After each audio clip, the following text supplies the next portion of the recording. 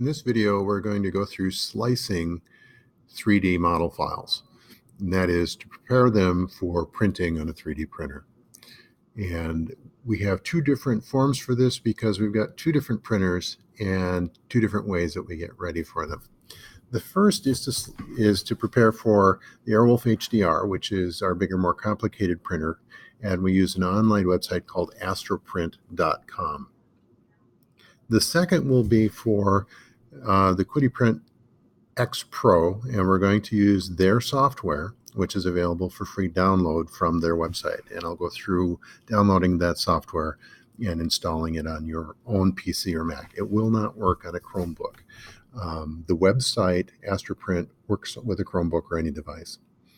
Both of these printers have software available in the SRC as well.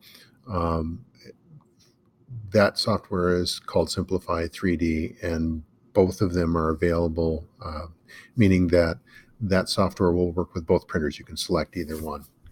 But for the availability to work from home, that's not there because Simplify 3D is a paid software, and it's actually relatively expensive, and these things are free. So let's look at these one at a time. I'm going to go to Astroprint first. To get a 3D print file, I'm just going to go find one at Thingiverse, and I've already searched for Bolted.net. I was looking for this file, but you can see that there are others available, and you can download any of these. There's lots to pick from on websites like this, so you can go through and explore or look for certain things. This is what I wanted, so I'm going to click that. And if this is the file I want, I can download these files. And so there's just some information about it, and you can see that there are different size bolts available, and there's a separate nut. And so I have downloaded these files already. They are already on my hard drive, so I'm just going to leave that at that.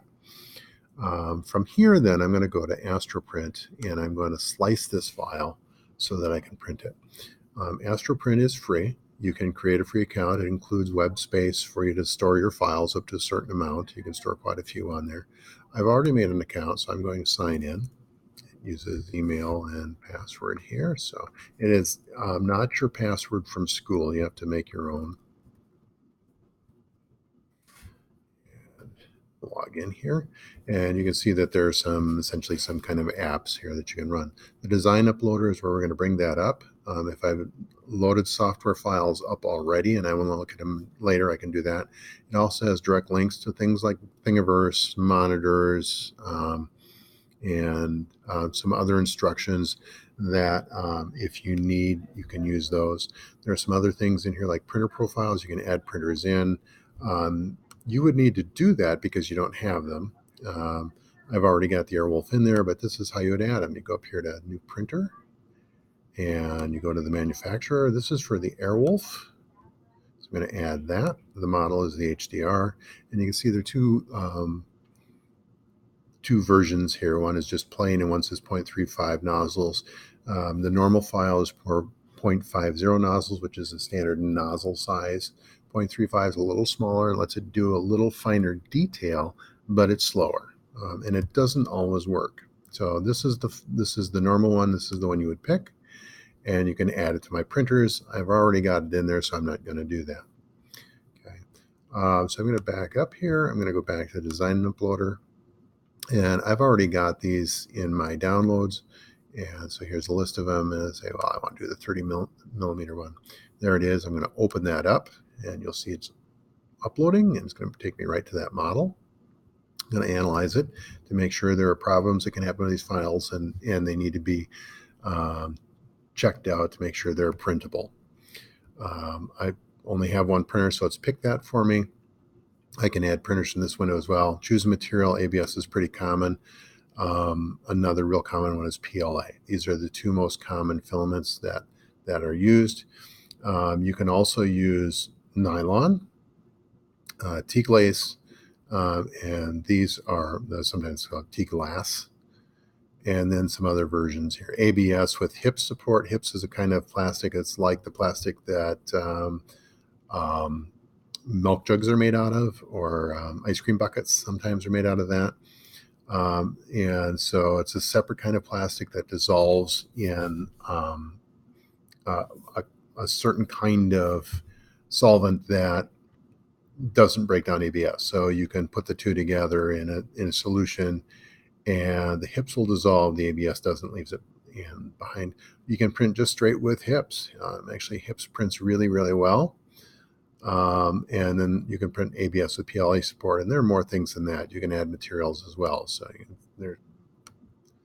this changes all the time, so you can probably find all kinds of stuff in here that people have. And so there are things like bronze fill, and this is a plastic with actually bronze powder in it. It's very, very heavy, and so we're not going to do that. We got ABS in the printer. That's what we're going to use. We have 3 selections: draft, which prints it a little more crudely but quicker; normal, which is best for most things, which is the appropriate choice for most things, and best if you're trying to slow the printer down to print in better detail. A couple more options. Do we need support? We don't need support if there's nothing kind of hanging over on this file, hanging over the print bed with nothing underneath it.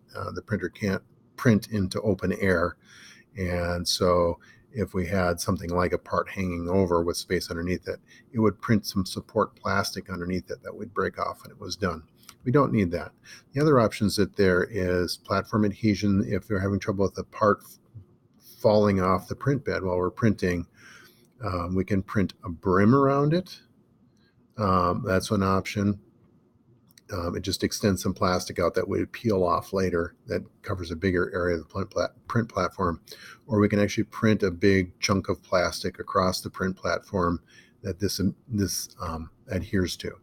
We don't need that either. This is fairly simple. So what we want to do here is we have choice of slice or print. The computer here is not hooked up to the printer, so that won't work directly. If we had a printer hooked up to the computer, we could just print it straight away. What we want to do is slice it. So we're going to slice it, and when it's done slicing it, it'll show up here. How many slices we got done? We got the knurling bolt. It's all done. So I want to download that. And that's this little thing right here to download it. So I'll download that file, and here it is right here. I can open that up, show in Finder. And so here's the knurling bolt. I know it's been done. G-code is what the printers read. And you'll see my word is popping up here because the Mac doesn't know what to do with that. And G-code files are big text files. This is what it looks like. And if I open this up, this will actually ruin this file for the printer, but I can show you what it looks like, this file looks like. It's a bunch of plain text, pages and pages and pages. These M instructions are telling the printer to do certain things. So M140 is saying, okay, set the print bed to 115 degrees centigrade. It's pretty warm. M109 is basically saying set the print head to 240 degrees. And then it's going back to double check here in the M190 to set the print head to that. And then it's going to start telling the print head to go to certain places. It's a coordinate grid, XY grid, a certain place in a print head, and then start printing, and then shut off printing, and start printing and shut off printing, and so forth. And it's just pages and pages and pages and pages and pages. You can see that there are 190 pages so far. It's still printing this. It takes a long time to load it. And they're huge, huge files. And all they are is telling the printer where to go and when to start squirting out plastic. Okay, so we've got that done.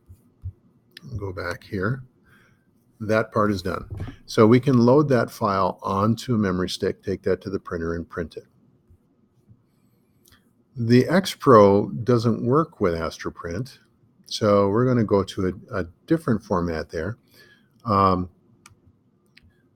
They have their software available for free. You can go to qd3printer.com, qd3dprinter.com, and go to the X Pro, and you want to go to support. And if you kind of hover over support, software will pop up. And we just scroll down.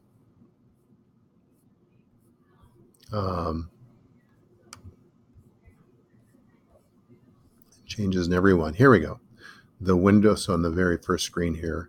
You can click this to download for Windows or click this to download for Mac. And I've already done this on this Mac. So I'm going to minimize this. Or I'm going to go to my Finder. And I'm going to go to my applications. And I'm going to look for QIDI print right here. QIDI print. So open that software. And it's popped up right there. It's going to take a second to load. And at this point, I'm going to load in the file. So this is where I go back to those same files I've downloaded. This is in my downloads file. I'm going to add in a bolt. And what's cool about this in the PC-based stuff is I can add multiple things. So here's the bolt. And the bolt isn't much good without the nuts. I'm going to go back and get that nut. And these are all STL files. This is the modeling files. And it's just going to go ahead and plunk it down here. So if I just click and drag, I can move this kind of screen over where I can see it. If I do two fingers, I can actually rotate it. I want to make sure that those pieces are actually laying on the print bed. This is kind of representative of the print bed inside the printer. And I have some setting things I can do here. So I can go on here and I can set certain things. So if I do the material and kind of things here, I need it a little warmer for ABS. This is for setting the printer temperatures and all that good thing. So in the printer itself, it tells you what the best temperatures are for these. And so we got that. You can set those in the settings. The way we're set, left and right extruders are saying which one is going for. It's going to print out of the left here. I know that already. And this is the ideal temperature for the ABS. That's 240 degrees centigrade. The build plate is set at 100 degrees centigrade, which is pretty hot to the touch. That's going to help that part stick and help keep it from curling up at the edges when you're done. So I've got that done. I want to slice it. I'm going to hit prepare. So now it's slicing away. And when it's done, it says save to removable drive. And so when I click that, it's saving to the removable drive, and it's saved there as knurling nut G-code. And I can eject that, and then I can take that memory stick out as soon as it ejects. And I can take that memory stick and put it in the X Pro, and then I can print that file.